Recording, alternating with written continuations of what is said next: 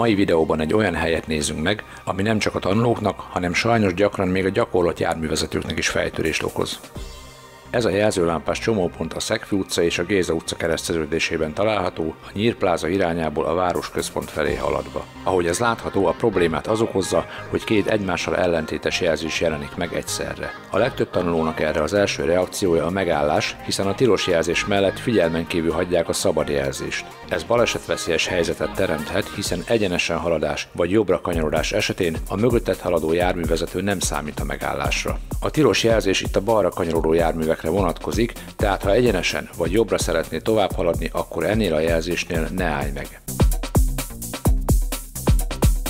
Ha a jelzőlámpánál az utasítás szerint balra kell kanyarodni, akkor viszont egyértelmű, hogy a tilos jelzés szerint kell eljárni.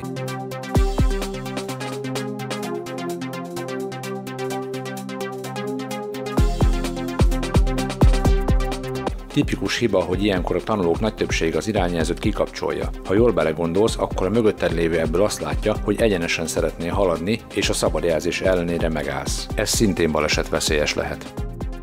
Ebben az esetben akkor jársz el helyesen, ha folyamatosan villog balra a jelzés. Így a mögötted egyenesen haladó járművek a jobb oldali sávban el tudnak melletted menni.